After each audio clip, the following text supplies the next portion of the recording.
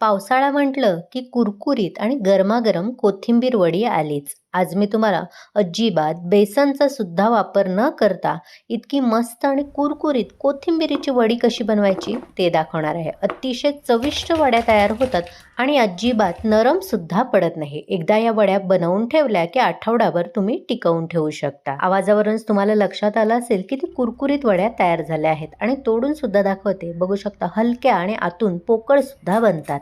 चला तर मग लगेचच पाहूया कुरकुरीत खमंग अशी कोथिंबीर वडी कशी बनवायची.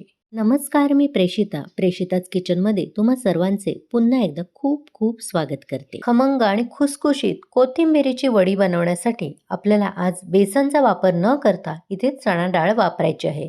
आज मी भिजवलेली चणा डाळ वापरून ही कोथिंबीर वडी बनवणार आहे. मी रात्रभर ही चणा डाळ भिजत घातलेली, अगोदर 2 ते 3 पाण्याने स्वच्छ धुवून घेतलेली आणि त्यानंतर ही भिजत घालायची आहे. कोणतीही घरातली एखादी वाटी किंवा कपचा वापर करून आपल्याला ही भिजत घालायची आहे. 1 कप डाळ भिजत घालायची, मग ती भिजून आणि फुलून दुप्पट होते, म्हणजे 2 कपापेक्षा थोडी जास्त होते. कच्च्या डाळीचं प्रमाण म्हणाल तर 1 कप घ्यायची आहे आणि ती भिजवून दुप्पट होते, म्हणजे भिजवलेली डाळीचं प्रमाण म्हणाल तर 2 कप एवढी आपल्याला घ्यायची आहे. थोडीशी जास्त असेल तरी देखील चालेल. आता ही सर्व डाळ आपल्याला मिक्सरमध्ये घालायची आहे.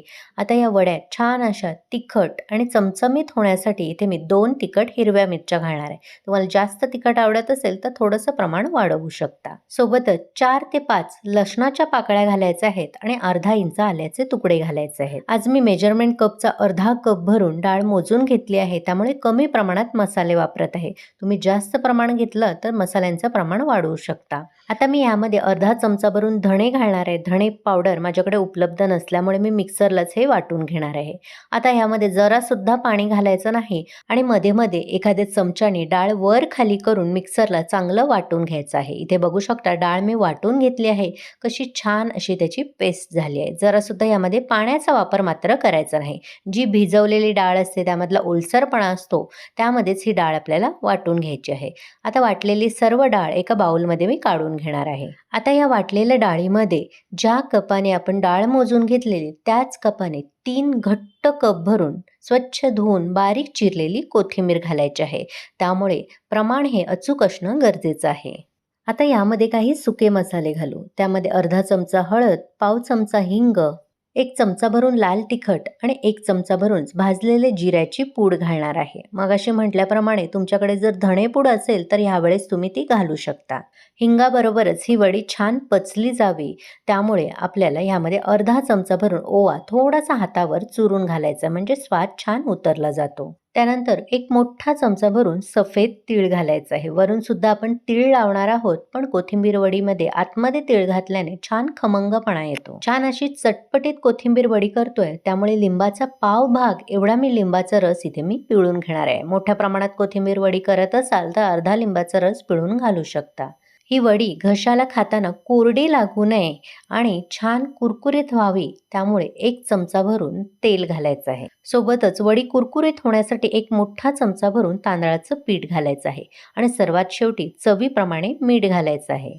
आता यामध्ये अगदी चिमूटभर मी दाखवते एवढं किंचित आपल्याला खाण्याचा सोडा घालायचा आहे. यामुळे अतिशय हलकी आणि पोकळ आपली वडी तयार होते. आता यामध्ये जरा सुद्धा पाणी वापरायचं नाही. हाताने आपल्याला हे सर्व जिन्नस एकत्र करून घ्यायचं आहे. जसं आपण पीठ मळतो तसा एक प्रकारे गोळा बनवून घ्यायचा आहे. नेहमी आपण जेव्हा बेसन वापरतो तेव्हा पाण्याचा वापर करावा लागतो थोडा तरी, पण ह्यामध्ये अजिबात आपल्याला पाण्याचा वापर करावा लागत नाही. कारण भिजवलेली डाळ असते, त्यामध्ये ओलसरपणा असतो, त्यामध्येच ही वडी बनवावी लागते, म्हणजे 8 ते 10 दिवस अगदी आरामात टिकते. वडीचं मिश्रण व्यवस्थित एकजीव करून झालं की एखादी अशी जाळीदार प्लेट घेऊ शकता, चाळण किंवा असं स्टीमरचं भांडं घेऊ शकता. त्याला ब्रशच्या मदतीने थोडंसं तेल लावून घ्यायचं आहे, म्हणजे वड्या खाली चिकटणार नाही. आता या वडीतलं थोडंसं मिश्रण घ्यायचं आहे. मी आज ह्याचे 3 रोल करणार आहे. अशा पद्धतीने लांबट आकार द्यायचा, म्हणजे व्यवस्थित आकारामध्ये वडी पडली जाते आणि छान पातळ त्याचे कापसुद्धा करता येतात. आज मी या वडीचा रोल बनवणार आहे, पण तुम्हाला थापून वड्या करायच्या असतील तर तशा पद्धतीने सुद्धा वापरून घेऊ शकता. इथे बघू शकता, हा मी रोल तयार करून घेतला आहे. आता या रोलवर सुद्धा वरून थोडेसे पांढरे तीळ असे लावून घ्यायचे आहेत आणि हलक्या हाताने दाबून घ्यायचे आहेत, म्हणजे व्यवस्थित ते त्यामध्ये चिकटले जातील. अशाच पद्धतीने आणखीन 2 छोटे रोल मी इथे करून घेणार आहे आणि वरून अशाच पद्धतीने तीळसुद्धा लावून घेणार आहे. 3ही रोल बनवून तयार आहेत. आता हे लगेचच आपण वाफवून घेऊया. त्यासाठी स्टीमरमध्ये पाणी मी चांगलं खळखळून उकळवून घेतलं आहे. ह्यामध्ये हे स्टीमरचं भांडं ठेवायचं आणि झाकण लावून मध्यम आचेवर 7 मिनिटं आणि त्यानंतर मंद आचेवर 5 मिनिटं या वड्या आपल्याला वाफवून घ्यायच्या आहेत. इथे 12 ते 13 मिनिटं झाली आहेत. आता झाकण उघडून बघूया. एखादी टूथपिक किंवा सुरी अशी मध्यभागी वडीच्या घालून बघायची. स्वच्छ बाहेर येते, अजिबात चिकटपणा जाणवत नाही, म्हणजे वडी आपली शिजली गेली आहे असं समजायचं. आता लगेचच गॅस बंद करायचा आणि ह्या वड्या पूर्णपणे आपल्याला गार करून घ्यायच्या आहेत. गरम असतानाच तुम्ही कापायला गेलात तर त्या तुटू शकतात. इथे पूर्णपणे हा कोथिंबीर वडीचा रोल गार झाला आहे. आता एखादी धारदार सुरी घ्यायची आणि छान याचे मध्यम आणि पातळ असे काप करून घ्यायचे. बघू शकता पूर्ण गार झाल्यानंतर आपण हे रोल कट करत आहोत, त्यामुळे अजिबात ते तुटले जात नाही. गरम गरम असतानाच कट करायला गेलात तर पूर्णपणे त्याचा चुरा होऊ शकतो.